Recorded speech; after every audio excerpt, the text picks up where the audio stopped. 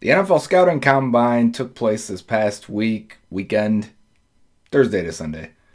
They do it every year. It's pancake breakfast. But your Bengals were there, as were 31 other teams. And for that, we've got Bengals on the brain. And I'm Joe Goodberry. If you're into the draft, the combine is as big as it gets.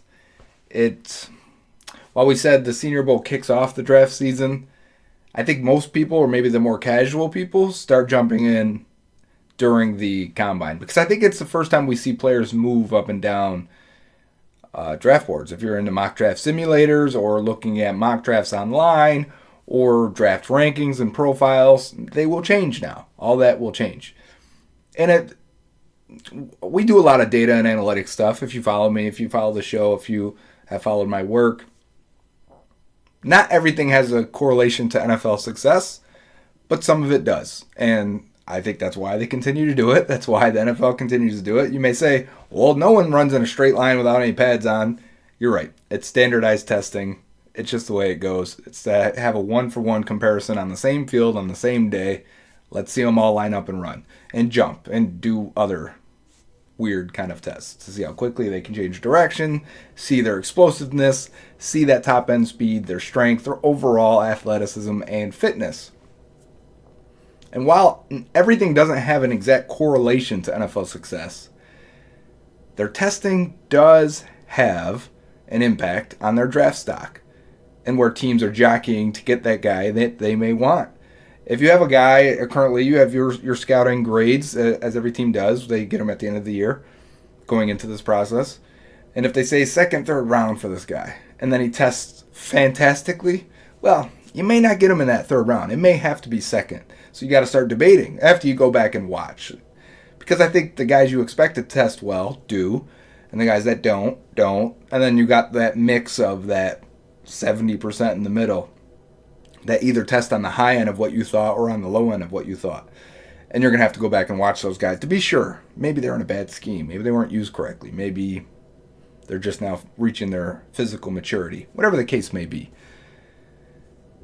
The point here I'm trying to make is now we will see movement on draft boards. Now we will see movement in mock drafts after guys are now, well, I'm not going to get that guy in the second. Do I have to consider him with the Bengals pick in the first round? I'm not going to get him now in the fourth round. Would we take him in the second? This is like LaPorta, who I looked at last week, the tight end from, I just mentioned him last week's show, the tight end from Iowa, Sam LaPorta. He tests like an all-pro type tight end, like the guys that end up being that. And he's got that type of production too, and his tape is good, besides the blocking. So what do you do? Is he going to be there in the third? Or do you have to take them now at 60? Remember, the Bengals are in the back half of each pick. So we're going to run through some of that today and some of that exercise. We'll talk about a lot of players. We will have a mock draft. It is Monday for me recording this right now. And usually see your mock draft Mondays on that time. On Mondays. If I say Monday again, you can shoot me. Anyways, what we want to do here is use a mock draft simulator. I'm going to walk through it. I'm going to talk through it. I'm going to give you my reasoning. We're going to look at a few players. When I make the pick, we can look at the clips real quick and then see how this thing goes. It's not easy all the time. We're going to use PFF Simulator. I've got it loaded up right now for us to go and dive in it. Start with the first pick, but we're only playing the Bengals here. If you haven't done these before, there's more than just PFF. There's FanSpeak. There's the Draft Network. There's Walking the Mock. There's a bunch of other out there that you can Google it and you'll find one. And they're all different and they will give you different results. Let's see what we can do here. So I've got it loaded up already on PFF. If you type in PFF Mock Draft Simulator, as it says up here, you'll be able to Google it and figure it out.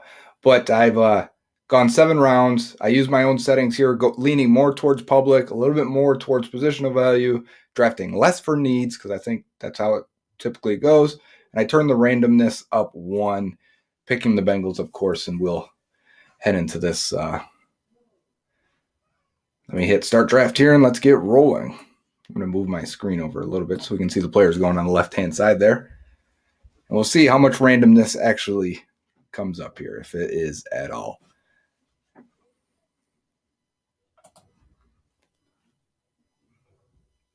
Okay. Tight ends on the board with Dalton Kincaid still there. I'm going to go up a little bit. I want to see here. Jackson Smith and Jigba almost made it. With Jalen Hyatt going over him.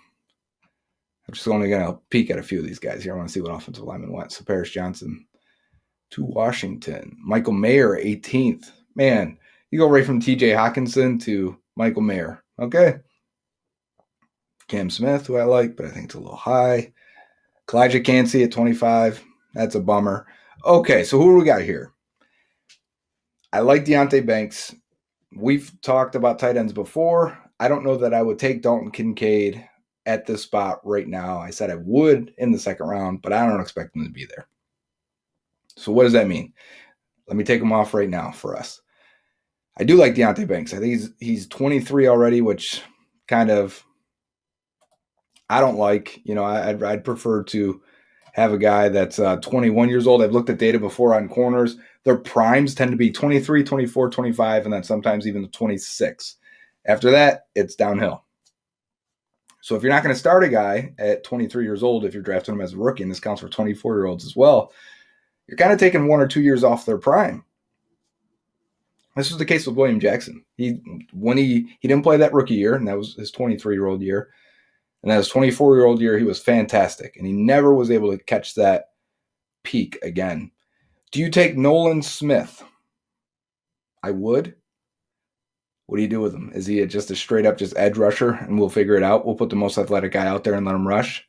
Man, that's tempting. Very tempting. I like Anton Harrison a lot. I think he's a future starting left tackle in the NFL. I think maybe he starts at right tackle this year for the Bengals, and you eventually move him over there if Jonah Williams isn't your guy. If Jonah has a bounce back year and you can extend him, then sure, maybe you do that too. So I'm leaning towards Anton Harrison. I would like Will McDonald. I think this is a little bit early. I think this comes down to, I just want to scroll on and make sure there's nobody we're missing here. I think this pick comes down to Deonte Banks, Nolan Smith, and Anton Harrison. I like all three. I like them if they have the testing, the production, and the age. Leads me to go to Nolan Smith and Anton Harrison. And do we break the tie with a need pick and finally address some offensive line with a guy that has high upside, even though they never take edge guys this early? I would love it if they did. I'm going with Anton Harrison as our pick. And I'm breaking it because of positional need. Because I'm a guy that, BPA all the way. But at some point, you have to attempt to actually draft a high-end athlete at that position. And that's what we're doing there. So second round, I'm going to see the last few picks. Man, DeJuan Jones almost made it. Like, that'd be a scenario where it's like, we might have both our tackles there. Well, McDonald almost made it. Darnell Wright almost made it. And I would have considered Darnell Wright. Also, I like Harrison a little bit more than Wright. Okay. All right, that's that. I'm not too bummed about it. Josh Downs, great pick for the Bills there. Ooh. Tommy Adebawore. We watched him after the Senior Bowl breakdown on this show. I would love to have him there. It's funny. I think that we've already got movement here then. So he's 40th here. Average draft position is 60th. Well, 59th. I'm sorry. Sam LaPorta, average draft position is 85th. He's ranked 50th on this board. Do you go running back yet? I'd rather wait. Keanu Benton intrigues me. Darnell Washington. So this is weird. This has got to be their board playing here as they have a much lower than anybody else.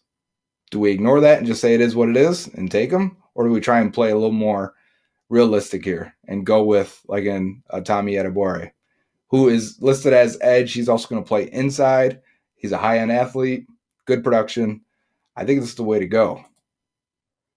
I'm going to pretend Darnell Washington wasn't even there. I'm going to act like I didn't even scroll down to look at him because obviously that would be I think he's going in the first round. But we did turn the randomness up a little bit, which means random things are going to happen, which is okay because that's how the draft actually goes. Man, Andre Carter, third round. LaPorta's there. Herbig is a edge rusher, but we just got a defensive lineman. Do we want to go into the running back market yet? Would you rather go with Ojomo here, defensive tackle of Texas, KJ Henry, tested really well. Didn't have the production. It's getting tough. I think I want to wait around on running back, just looking at this list. Did we get a corner? We did not. Jakorian Bennett here, who had really good testing this weekend, probably goes around this range. Or do you just take Sam LaPorta? Man, I feel like this is everyone's mock's going to look like this, right? You tell me I can have Anton Harrison, Adebawore, and then Sam LaPorta. Sign me up. We're talking about high-end athletes that had production. How do I say no to that? And even if you keep Hayden Hurst, and add LaPorta to it, let's go. It takes tight ends sometimes 2 years to fully develop and get where you need them to be in your system. So yeah, I'm all for LaPorta. He's not a great blocker now, even though he's coming from Iowa where they want you to block and will ask you to block. Okay, now I think it's a time we could go for running back. Even though Carl Brooks is there, Michael Wilson is there at wide receiver. It could be time to pull the string on the wide receiver. I like Kendre Miller a lot. We can filter by positions. I'd like to look. See, this is me coming off the board then, right? Not looking at the board completely. Man, when you tell me Abanikanda is ranked this low, it makes me want to wait. But I do like Keaton Mitchell. I like Chase Brown. I like Deuce Vaughn, not as the lead guy. I like Kendre Miller a lot. Dewayne McBride's fine. Tank Bigsby is fine. I would have them underneath some of these other guys I listed. That tells me I can wait around if I want to on that position. And I haven't gotten a corner yet. Is there a corner ranked within the top of this Jalen Jones? Okay. I'm okay with Jalen Jones. Jakorian Bennett. Still here. We talked about him in the last round, and he's still here. Talking big guy that's athletic. What more could you want than that? Let's do it. So we get a 4th round corner. So we've gone offensive line, defensive line, tight end, and corner. Heading into the 5th, 6th, 7th round. The final picks where the Bengals have struggled to hit. Let's try and find something that can contribute, someone that can contribute. We still need a running back. Maybe that's the round here. All right, we're back in the 5th round here, and looking at the last few picks. Michael Wilson, I was hoping he'd be here. I'd bypass running back again, and I know he shouldn't because I know it's going to play a key part on this team. But we did have a run of running backs. There's your boy Ivan Pace there. Tank Bigsby, Chase Brown. There was one other, Kenny McIntosh, Deuce Vaughn. So they have started to go. That's fine. We're not going to panic. We're going to look at the board and see who's still on there that we like. I said I liked Dewayne McBride. Now he's the number 1 player remaining on this board for us. Is he number 1 for me, though? Because I like a couple other guys a little bit better than that. And we're trying to see. I don't want to scroll down too far. I don't want to jump into the next bucket of players. They're saying Dewayne McBride. McBride's got some size to him, and I would like that. But so the randomness got us, and we lost on Israel Abanikanda. I didn't see where he went. Fine. It is what it is. Guess what we're going to do? We're going to go Dewayne McBride out of UAB. And that's our new running back. 5th round. Let's hit on one this time. Last 5th round running back the Bengals took. Chris Evans was the 6th. Rodney Anderson was the 6th. Answer is Travion Williams. Still on the team, we think, right? Has he got another year left? Will we ever see anything out of Travion Williams? All right, so now that we've done that, we've got 2 picks left. You would ideally like to hit on but you'd like to hit on a receiver. I'd like to get a punter at some point. Do I have to spend a pick on a punter? Can I get maybe the highest graded undrafted punter? I still would like to get a defensive tackle, a true defensive tackle, even though Adebawore can move inside. Let's see what's out there. I'd always like another corner, Mekhi Blackman. I would highly consider Jonah Tavai out of San Diego State. Jalen Redmond would seriously consider. He tested phenomenally. His production's actually decent. He's older because he took the COVID year, so that hurts his production score, But when you go back and actually look at his production, it's fine for playing nose tackle. Man, that's where I want to go. And I don't have to scroll too far from the top of the list, which is what I don't want to do. Man. It's me, Jalen Redmond. I'll show you why in a second here. So, yeah, Jalen Redmond out of Oklahoma. I want to say the last 3 years, he's got 12.5 sacks and like 24 tackles for a loss. I tweeted about him after he tested like a 95th percentile athlete. That's what you want for a defensive tackle. It's how you find the guys like Grady Jarrett in the 5th round, 6th. Grady Jarrett was 5th round. We're in the 6th round. And now we're going up to the 7th round now. I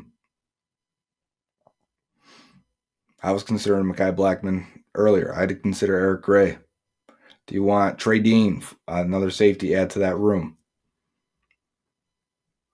Add another running back in Mohamed Ibrahim. Matt Landers tested really well for a 6'4" guy at wide receiver. We can get a fullback. That'd be fun. North Dakota State. He's actually really good.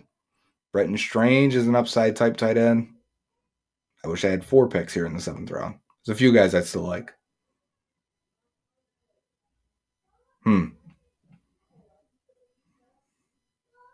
Corner is probably the most valuable here. At the same time, I could see myself going with a Matt Landers because we didn't get a receiver. And we'll see what he can do. Let's go Matt Landers because we didn't get a receiver. And round off our draft here as I'm getting distracted by it. Okay, Eric Gray went. Good. Oklahoma running back. We could have kept it going with Oklahoma running backs. We've had all of them. From Joe Mixon and Samaje Perine to Rodney Anderson. And then pick up Eric Gray afterwards. They're trying to give me a code here. I just want to see the end of my draft, PFF. Come on. Grading it. That's right. So PFF grades our draft. Let's see what they give us. Because we stayed to the board. A, B+, A+, C+. Overall, that's an A. I think I'll take it. We'll talk about this draft class in a second here. So that's our draft. We got an offensive lineman, defensive lineman. Start with the trenches. Last 2 years, how did the Bengals lose? Offensive line getting beaten by a stud interior rusher that can also move outside. Chris Jones, that final play, moves out. That's how Tommy Adebawore would be able to be positional flexible. He's listed at end, but man, he looks like a D tackle to me. He's definitely a guy that kicks inside. Point is, we got a future left tackle in the 1st round with high upside, the profile of an Pro Bowl type left tackle, and then you got a profile of a monster pass rusher in Adebawore. So Anton Harrison, Adebawore, and then you go 2 guys who had really good not senior bowls, combines. Get my wires crossed here. In Sam LaPorta and Jakorian Bennett. Bennett out of Maryland. Both of the Maryland guys, I don't know if you saw them, looked fantastic. We almost took Deonte Banks in the 1st round in this draft. But you get Jakorian Bennett, who's fast, big, athletic, will tackle. He's a lot like Cam Taylor-Britt, just taller. And then Sam LaPorta, who I think physically probably looks like Hayden Hurst, but just much more athletic, faster, really good after the catch. Really didn't drop any balls at all at Iowa. Super productive. I mean, 98th percentile for production. And Iowa's had a lot of good tight ends, and he clears them all in terms of production while testing like an A+ athlete. I kind of want that guy. I feel like the first 3 rounds, at least, we got core players this year and in the immediate future. Jakorian Bennett, we'll see if he can develop and be more of just a toolsy guy and be a little bit more than that Maryland man. Then we have Dewayne McBride, running back out of UAB, who's 5'10", 215 pounds. Pretty elusive in college. Still 21 years old. His breakaway percentage, so runs over 15 yards or more, 52.2%, which is one of the highest in the entire class, right under Jahmyr Gibbs. And this guy's got a little bit of thickness and power and elusiveness to him. He's a very underrated runner. And I think he can end up being your go-to number one type guy, and you're getting him in the 5th round. So I like that pick. Jalen Redmond is the next guy here. Defensive tackle out of Oklahoma, played a lot of nose tackle for them in a conference that really doesn't look like NFL football at all. But when he could pass rush, when he had the chance to pass rush, so true pass sets, he actually grades really well. And they had a true pass rush win rate that was higher than a lot of guys that are getting mocked at the end of the 1st and 2nd round. So when it was time for him to win, he won. So I don't think it's too big of a shock that Jalen Redmond is a elite athlete because he won when you needed to. And that's what it looks like. So I'm happy to have that. I think he could end up being a very good player. If you do the shadow drafts with me, and a lot of people here probably have done them in the past, he's going to be a guy I'm going to target on day 3. That last one is Matt Landers, wide receiver out of Arkansas. And Landers has really good size, really good speed for being a 6'4 guy and run a 4.4. That's what we want, right? I mean, add another big, tall weapon down the sideline, 7th round pick. I feel like he'll go higher. But this class is kind of weird at receiver. It's like, do you want a slot guy? Because that's what most of them look like. And then you're going to pick from on day 3. One guy's got speed, one guy's got size, one guy's got production, one guy was young, one guy's old. I don't like this class at receiver. But we find a guy here with at least some upside in the 7th round. See what he can do. We know he's fast and he's tall, and he caught a lot of balls at Arkansas, so that's worth a shot for me in the 7th round. Tell me what you think of this. PFF gave me an A for the draft. I think it's probably the first 3 picks I love. I like the rest of the picks. I guess you kind of want that. I guess that's kind of how it is. It's kind of how, unless someone falls. No one falls in these simulators most of the time. I'm going to say B+, maybe A-. A-. I'll be nicer to myself. Tell me what you think. If you've done any simulators, you can send them to me at Joe Goodberry on Twitter, and we can talk about it. Some of your mock drafts. I don't mind it at all. Until next time, this is Bengals on the Brain, and I am Joe Goodberry. So if you're looking for him, here he is.